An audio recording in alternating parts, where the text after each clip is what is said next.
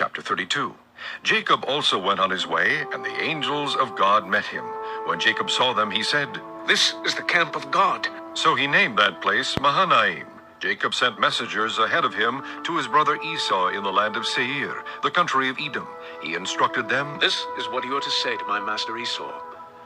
Your servant Jacob says, I have been staying with Laban, and have remained there till now. I have cattle and donkeys, sheep and goats, men servants and maidservants. Now I am sending this message to my lord, that I may find favor in your eyes." When the messengers returned to Jacob, they said, "We went to your brother Esau, and now he is coming to meet you, and 400 men are with him." In great fear and distress, Jacob divided the people who were with him into two groups, and the flocks and herds and camels as well.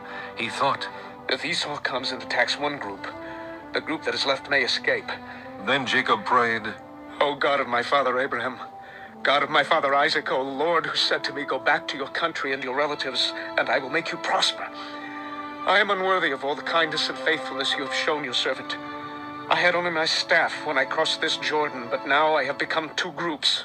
Save me, I pray, from the hand of my brother Esau, for I am afraid he will come and attack me, and also the mothers with their children.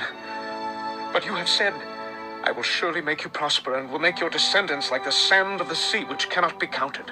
He spent the night there, and from what he had with him, he selected a gift for his brother Esau, 200 female goats and 20 male goats, 200 ewes and 20 rams, 30 female camels with their young, 40 cows and 10 bulls, and 20 female donkeys and 10 male donkeys.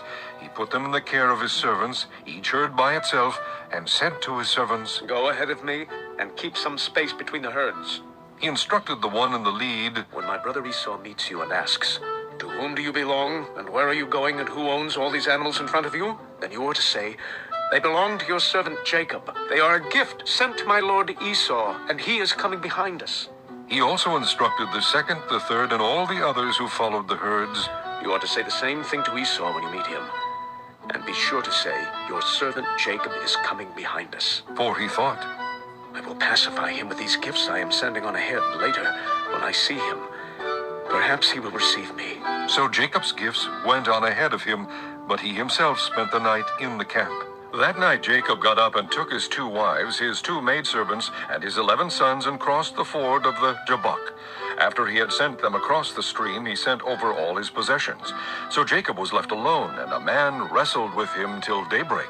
When the man saw that he could not overpower him, he touched the socket of Jacob's hip, so that his hip was wrenched as he wrestled with the man. Then the man said, "Let me go, for it is daybreak." But Jacob replied, "I will not let you go unless you bless me." The man asked him, "What is your name?" "Jacob," he answered. Then the man said, "Your name will no longer be Jacob, but Israel, because you have struggled with God and with men and have overcome." Jacob said, "Please, tell me your name." but he replied, "Why do you ask my name?" Then he blessed him there. So Jacob called the place Peniel, saying, "It is because I saw God face to face, and yet my life was spared." The sun rose above him as he passed Peniel, and he was limping because of his hip. Therefore, to this day, the Israelites do not eat the tendon attached to the socket of the hip, because the socket of Jacob's hip was touched near the tendon.